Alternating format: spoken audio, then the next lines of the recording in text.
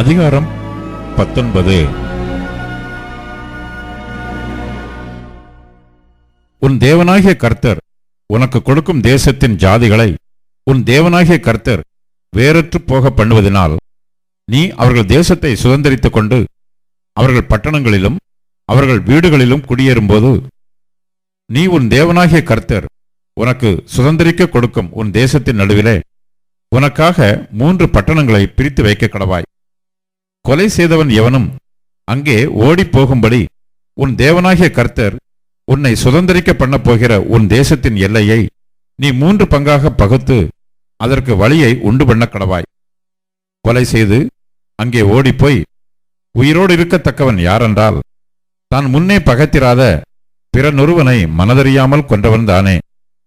ஒருவன் விறகு வெட்ட மற்றொருவனோட காட்டில் போய் மரத்தை வெட்ட தன் கையிலிருந்த கோடரியை ஓங்கும்போது இரும்பானது காம்பை விட்டு கலன்று மற்றவன் மேல் பட்டதினால் அவன் இறந்து போனால் இரத்தப்பழிக்காரன் தன் மனம் எரிகையில் கொலை செய்தவனை வழி தூரமாய் இருக்கிறதினாலே பின்தொடர்ந்து பிடித்து அவனை கொன்று போடாதபடிக்கு இவன் அந்த பட்டணங்கள் ஒன்றில் ஓடிப்போய் உயிரோடு இருப்பானாக.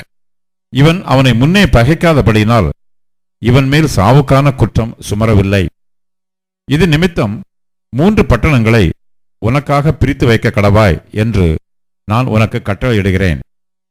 நீ உன் தேவனாகிய கர்த்தரிடத்தில் அன்பு கூர்ந்து எந்நாளும் அவர் வழிகளில் நடப்பதற்காக இன்று நான் உனக்கு கற்பிக்கிற இந்த எல்லா கற்பனைகளையும் கைக்கொண்டு அதின்படி செய்து உன் தேவனாகிய கர்த்தர் உன் பிதாக்களுக்கு ஆணையிட்டபடியே அவர் உன் எல்லையை விஸ்தாரமாக்கி உன் பிதாக்களுக்கு கொடுப்பேன் என்று சொன்ன தேசம் முழுவதையும் உனக்கு கொடுத்தால் அப்பொழுது உன் தேவனாகிய கர்த்தர் உனக்கு சுதந்திரமாக கொடுக்கும் உன் தேசத்தில் குற்றமில்லாத இரத்தம் சிந்தப்படுகிறதினால் உன்மேல் இரத்தப்பழி சுமராதபடிக்கு இந்த 3 பட்டணங்களும் அல்லாமல் இன்னும் 3 பட்டணங்களை ஏற்படுத்த கடவாய்.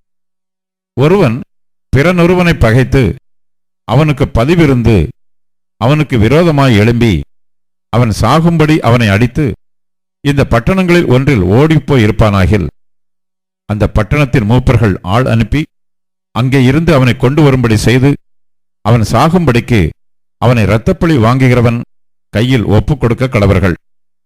உன் கண் அவனுக்கு இறங்க வேண்டாம்.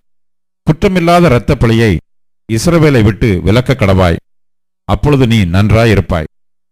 உன் தேவனாகிய கர்த்தர் உனக்கு சுதந்திரமாக கொடுக்கும் தேசத்தில் உன் கைவசமாயிருக்கும் காணியாட்சியில முன்னோர்கள் குறித்திருக்கிற பிறனுடைய எல்லையை ஒற்றி போடாயாக. ஒருவன் எந்த அக்கிரமத்தையாவது எந்த பாவத்தையாவது செய்தான் என்று சொல்லப்பட்டால் ஒரே சாட்சியினால் நியாயம் தீர்க்கக்கூடாது. 2-3 சாட்சிகளுடைய வாக்கினாலே காரியம் நிலைவரப்பட வேண்டும். ஒருவன் மேல் ஒரு குற்றத்தை சுமத்தும்படி ஒரு பொய்ச்சாட்சிக்காரன் அவன் மேல் சாட்சி சொல்ல எழும்பினால் வழக்காடுகிற இருவரும் கர்த்தருடைய சந்நிதியில் அக்காலத்தில் இருக்கும் ஆசாரியர்களுக்கும் நியாயாதிபதிகளுக்கும் முன்பாக வந்து நிற்பார்களாக. அப்பொழுது நியாயாதிபதிகள் நன்றாய் விசாரணை செய்ய கடவர்கள்.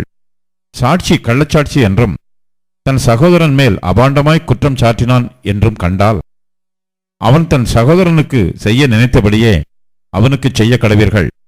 இவ்விதமாய் தீமையை உன் நடுவிலிருந்து விலக்குவாயாக. மற்றவர்களும் அதை கேட்டு பயந்து இனி உங்களுக்குள்ளே அப்படிப்பட்ட தீமையை செய்யாதிருப்பார்கள். உன் கண் அவனுக்கு இறங்க வேண்டாம். ஜீவனுக்கு ஜீவன், கண்ணுக்கு கண், பல்லுக்கு பல், கைக்கு கை, காலுக்கு கால் கொடுக்கப்பட வேண்டும்.